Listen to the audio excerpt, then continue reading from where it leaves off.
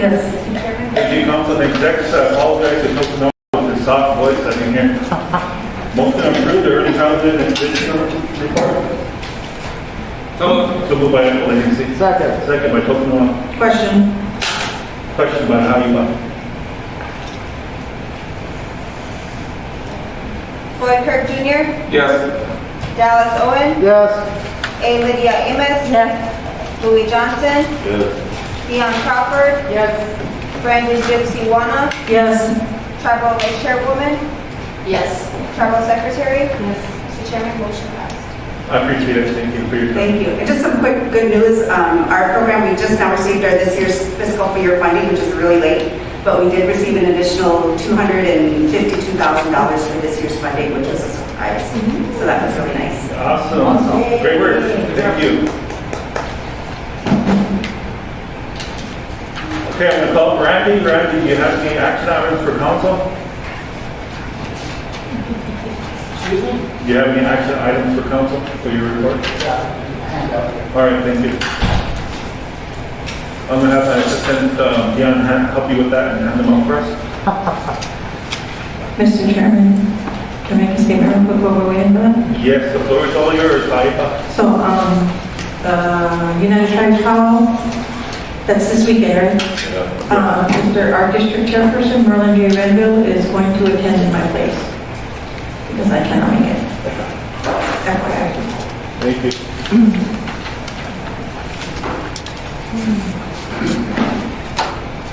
Whenever you're ready, Randy, just put your lights on so you're ready to go.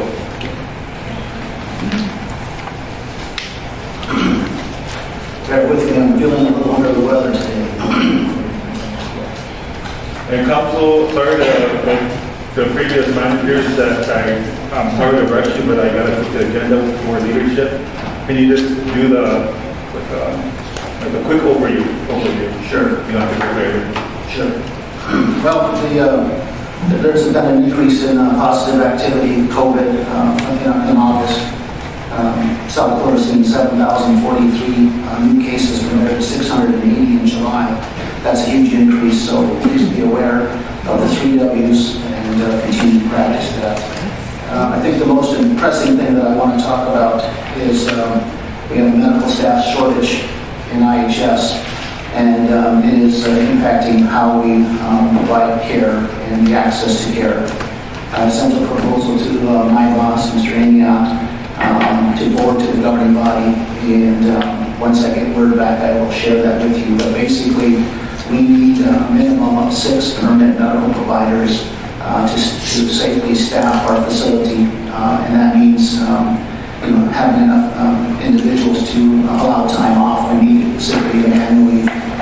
So we're putting together a proposal to potentially reduce clinic hours to 6 p.m. rather than 8 p.m. temporarily. We are doing all we can to get contractors in here and permanent staff. The good news is we did hire a nurse practitioner, and hopefully they accept our offer. We are negotiating with a physician, an MD, and another nurse practitioner.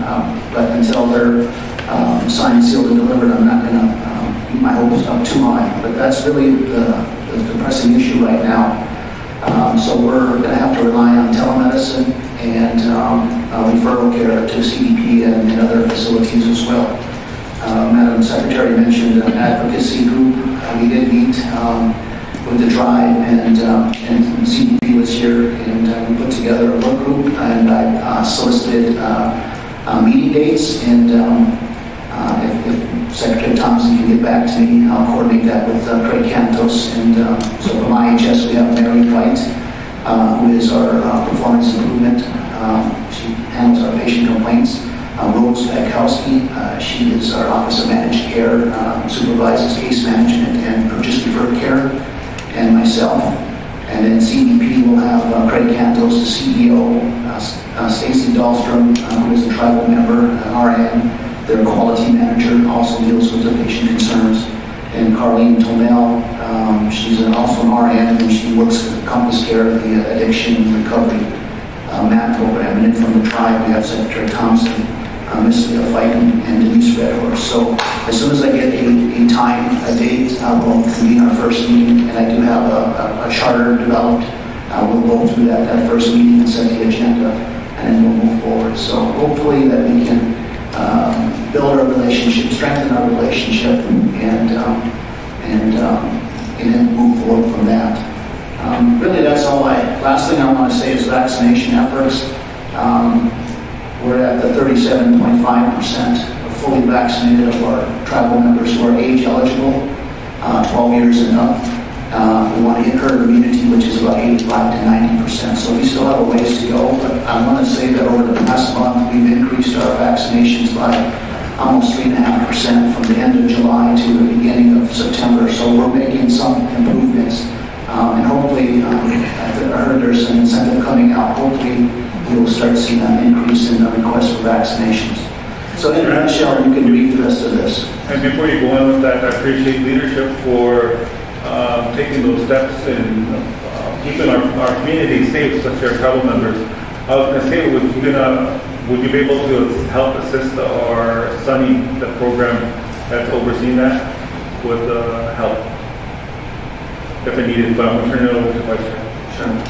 So I think, Randy, one of the areas that we do need assistance is we need to identify the number of members within the IHS service area. And so that way, did you get that information, Madam Secretary? Yeah, I did, and Sunny just has to plug it in that application. Okay. Service areas. Okay, then that allows, what that does is it allows us to put a budget together. So Get this. we have a couple of different numbers that we use. We have what's called the user population, which would include anybody eligible to receive care. And the user population is someone coming to our facility once in the past 3 years. Now, that's not age specific, that's from 0 to 100. Unofficially, our target number is around 7,200. Okay, unofficially. So if you need to put a budget together, and I know you spoke before I came on here, Public Health Authority, Freedom of Information, things like that. But if you need a target number, I would estimate 7,500 to be on the safe side. 7,500 individuals? That are age eligible. Don't quote me on that. That's a good starting point. We appreciate that. Thank you. Thank you, Madam Vice Chair. Who was first? Lady started this light up, so did you have a hand there? Gypsy, go ahead. I just have a question with the increase in cases. Yep. Do you know where how people are getting infected? Is it just through families, or is that events, or? I think it's a combination of everything. I think I live in Aberdeen on the weekends, and I live here in Sisseton during the week, and I can honestly say people are not wearing their masks. I would say the last week or two, last 10 days, I'm seeing more people in Walmart, Target wearing their mask, but it's maybe 10-15%. I wear my mask all the time, so does my family, but people are just not wearing their masks, and I think that's a big part of it. Also, the state is around 50% vaccinated. Our tribe is about 37%, so the vaccination won't prevent you from getting COVID. It'll help prevent you to be hospitalized, and it'll help prevent death. So you can get the vaccine and still get the COVID, but it's not going to be as severe as if you didn't. 95% of the people that are hospitalized are not vaccinated. So we need to get the word out to get vaccinated as soon as possible. Thank you. Thank you, Gypsy. But before you ask for a motion to approve your report, I have to remind everybody that you communicated with Madam Secretary's office, the surrounding areas, Roberts, Condington, because there's people asking if we're going to get in Watertown. And yes, it is Day, Grant, Marshall, Traverse, Minnesota, Richland, North Dakota, Sargent, North Dakota. So those are Yeah, our delivery area is basically the counties that surround our reservation. So if you live, you're a System-Walking tribal member, and you live in one of those counties, you're eligible for contract health and purchase referred care. That would be our delivery area. And lastly, you were talking before I came on about purchase referred care. The bill will be put in your name, and you need to bring that bill to IHS. Okay, they're not going to send the bill to IHS. They're going to send the bill to the patient. Ideally, you should come to IHS and get a referral. If it's emergency, go to the emergency room. You have 72 hours to notify IHS. If you're an elder, you have 30 days to notify IHS. But the bill will come in your name, you bring the bill to me, to IHS. And right now, knock on wood, we have a lot of contract health dollars. And if you're eligible, we're pretty much paying for it. But that's right now. We got $3 million in COVID rescue money too. And so, that's really helping us out now, especially when we're low on providers. We're relying heavily on referrals, and so we have money right now. So if you have bills out there, send them to me, and we'll try to take care of them. Thank you, Randy. Susie? I had a question on your dialysis unit. What would it take to get more chairs put in there? Because I was approached by two of my district members. One has to travel a distance to be dialyzed. What would it take to increase more chairs at that facility?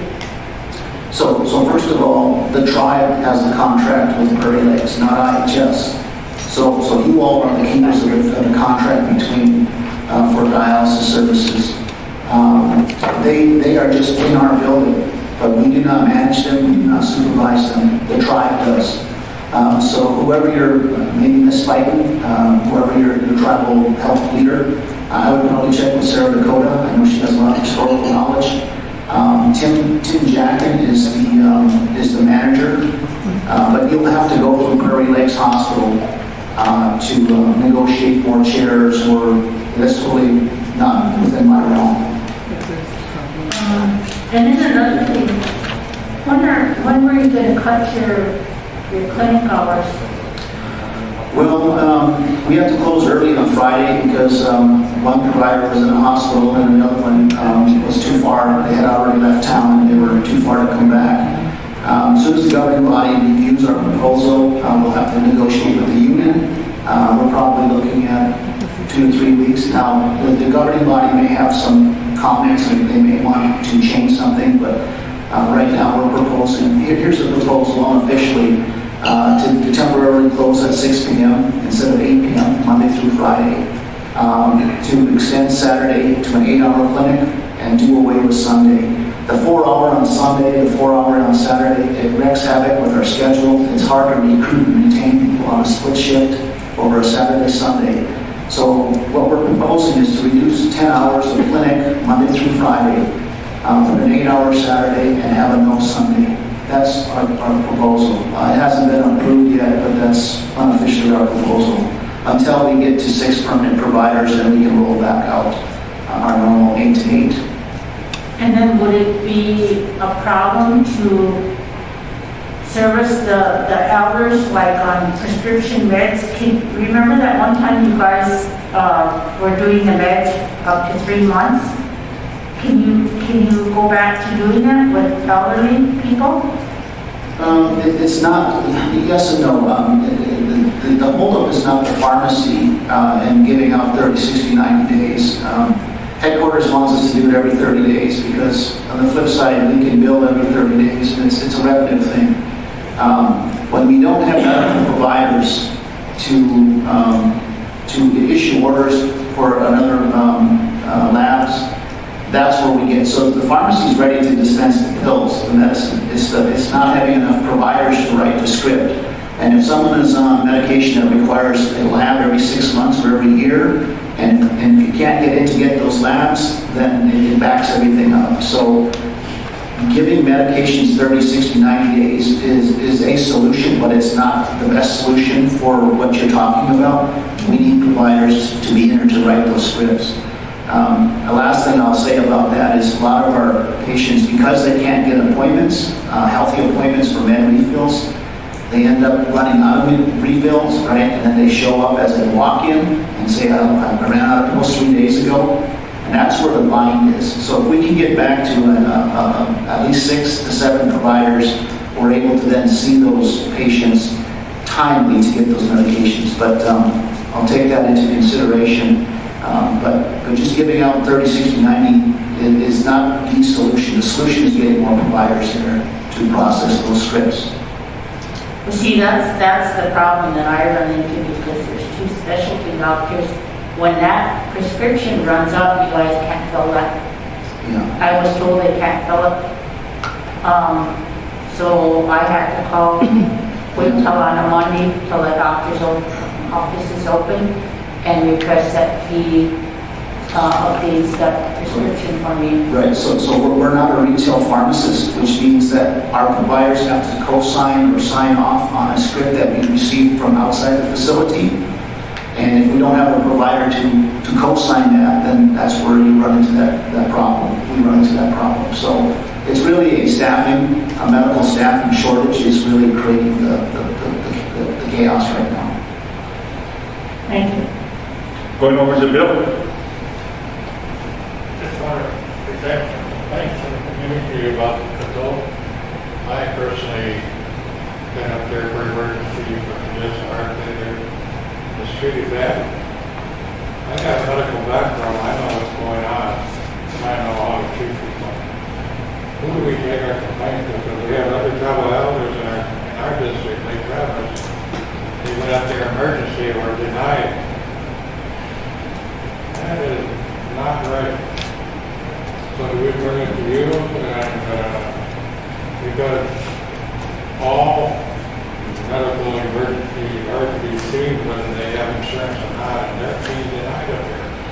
Right. So we need you to negotiate why we contracted up there or giving them the resources, and then they're not willing to take care of local care or tribal members, especially elderly. So thank you for that. So we're forming this advocacy work group with CDP, IHS, and the tribe. Mr. Cantos was here a couple weeks ago. He gave everybody his phone number along with Stacy Dahlstrom, who is a tribal member and the quality manager. And I can get those numbers back out to you all if you don't have them. But that's something that we're going to be talking about in our first meeting. We're going to set the agenda, set the charter, and then we're going to start talking about complaints. But you're absolutely right. We all, the patients need access to their complaint system. Coming to us, we can complain for you, but it's best that you complain for yourself. But if you need our help, please give me a call, and I'll intervene as much as I can. But they should have, because they get Medicare, Medicaid dollars, they should have a patient rights and patient responsibility and a patient complaint form and a process. So we just need to get that number out to our community members so that they can call CDP directly. And that's hopefully the work group will be able to formalize that and make that more public to everybody. Thank you, Randy, for making your time for leadership and your written report. That's going to be going up to our district membership, just in case they have any questions out there. At least they got your written report. And also, too, thank you for your continued work with us. Motion to approve. So moved by Legacy, second by Madam Vice Chair. Question by Dion. Lloyd Kirk Jr., Yes. Dallas Owen, A. Lydia Amos, Yes. Louis Johnson, Yes. Dion Crawford, Yes. Brandon Gypsy Wana, Tribal Vice Chairwoman, Yes. Tribal Secretary, Yes, Mr. Chairman. thank you. Thank you, Randy. Thank you, leadership. We are taking a break, a lunch break until 1:30. So we'll be coming back at 1:30, and I'll get us done at 2:30.